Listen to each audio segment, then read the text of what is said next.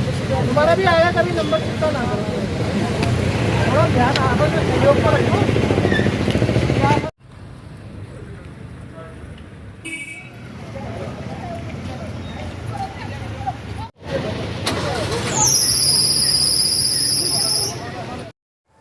Sir, आज नामचीन जाने माने वकील जिस तरीके से आज पुलिस उनको गिरफ्तार करके कोर्ट में उनकी पेशी हुई है, इस तरीके से जो हमारी न्यायिक व्यवस्था है उस पर भी कहीं ना कहीं सवाल खड़े हो रहे हैं, और जो अधिवक्ता है उन पर भी देखिए कहीं ना कहीं इसका असर पड़ता है। आज कैसे देख रहे हैं इस व्यवस्था को?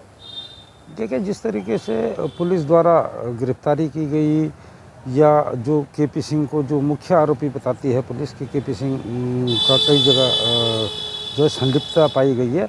तो केपी सिंह जब क्लेमेंट टाउन वाला जो आज से 2 साल पहले वाला जो कोठी तोड़ने का मुद्दा था, लगभग 2 साल हो गए होंगे से, या 1.5 साल हो गया, तो उसमें भी केपी सिंह मुख्य आरोपी था। लेकिन उत्तराखंड पुलिस द्वारा उससे 41 का नोटिस दे के छोड़ दिया गया था। उसे तब गिरफ्तार नहीं किया गया था, 41 का नोटिस देके छोड़ दिया गया था। और उस कोठी में जिनकी संलिप्तता, पुलिस का कहना है संलिप्तता पाई गई, और जो कि एक मोहरे थे मुख्य आरोपी के, तो 41 का नोटिस देके छोड़ दिया, और उसमें बाकी लोगों को जेल भेज दिया था। और पुलिस की एक और कारगुजारी बताऊं आपको कि एक चार्जशीट में तो एक जो केयर टेकर था उस कोठी का, उसे उन्होंने गवाह बनाया था, और दूसरी जब चार्जशीट फाइल हुई है तो उसे आरोपी बनाकर उसे भी जेल भेज दिया। तो ये एक अजीब सी वो है। और दूसरा जो हम जो कल भी मैंने एक मुद्दा उठाया था, धोती वाला मुद्दा, कि हम अंग्रेज़ चले गए यहाँ से, लेकिन अंग्रेजियत वाला सिस्टम नहीं जा पा रहा है। तो आज भी पुलिस का वही रवैया रहता है कि जो अंग्रेज़ों द्वारा जिस तरीके से सूचनाएँ एकत्रित की जाती थी और साक्ष्य इकट्ठे किए जाते थे, वो उन्हीं पे चल रही है। और ये कोई अपनी एक व्यवस्था बनाए, अपने उसमें व्यवस्थाएं जब होंगी तो निश्चित तौर पे जो आधुनिकीकरण चल रहा है उससे ये भी होगा कि समाज में भी बड़ा जिस तरीके से परिवर्तन आ रहा है, उस तरीके से हर एक की कार्यशैली में भी परिवर्तन आएगा। और जिस तरीके से हम विकास की ओर जा रहे हैं, तो कम से कम उन पे भी सारी जांच का वो होना चाहिए कि किस तरीके से जांच होनी चाहिए। इनके लिए भी एक बहुत वो है। रही न्याय व्यवस्था की बात, आज सबसे बड़ी वो है कि जो पुलिस कागज़ लेके आएगी तो न्यायपालिका उन पे ही विश्वास करती है, और जो साक्ष्य एकत्रित किए जाते हैं उन पे ही विश्वास करती है। अगर पुलिस द्वारा पे कहीं पे भी चूक की जाती है या कुछ होता है तो उसे उसका लाभ भी मिलता है जो बंद हुआ है, और पुलिस की चूक से सबसे ज़्यादा लाभ तो अभियुक्त पक्ष को मिलता है, और ये अधिकांशतः देखा गया है। और दूसरा सबसे बड़ी बात, आज एक बात बता दूं कि हमारे उत्तराखंड में भी न्याय व्यवस्था की जहाँ तक बात है, एक चरमराया हुआ मुद्दा मुझे लगती है कि ये चरमराई हुई है।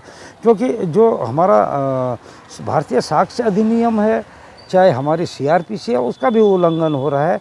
क्योंकि जो पहले अज्ञात प्रथम सूचना रिपोर्ट दर्ज होती थी, जिसमें लिखित कोई साक्ष्य नहीं होता था, मान लीजिए हत्या हो गई, किसी का बलात्कार हो गया या 307 का मुकदमा दर्ज हो गया, तो अज्ञात में एफआईआर दर्ज होती डकैती में। तो होता क्या था कि पुलिस उन्हें बंद करके बापरदा कोर्ट में लाती थी, और बापरदा वो जेल जाते थे, और एसडीएम या सिटी मजिस्ट्रेट को ये पावर थी कि वो वहाँ शिनाख्त परेड कराएगा। वो कई सालों से ये व्यवस्था ख़त्म हो गई कि अज्ञात एफआईआर में कोई शिनाख्त परेड नहीं हो रही है।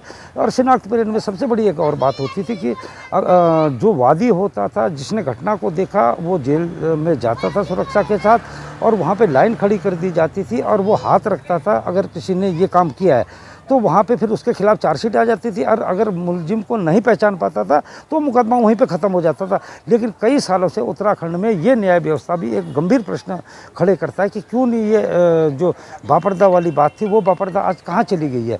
इस मुद्दे को भी जो है एक बहुत प्रमुख कारण है कि कई चीज़ों में बहुत जो है। तो सर, इसमें क्या आप उनको आरोपी, अभी तो कोर्ट ने तो सिद्ध नहीं किया, लेकिन जब गिरफ्तारी हो जाती है तो कहीं ना कहीं आरोप भी जो लग रहे हैं उनको आरोपी ठहराया जाता है, तो अभी आपका क्या कहना है? देखिए, हम तो इसे आरोपी भी नहीं ठहराएंगे, क्योंकि पुलिस को तो आता है कि कैसे हमने सांप को रस्सी बनाना है और रस्सी को सांप बनाना है। तो ये आरोपी अभी जब तक आरोप सिद्ध नहीं हो जाते तब तक तो आरोपी तो होता ही नहीं है।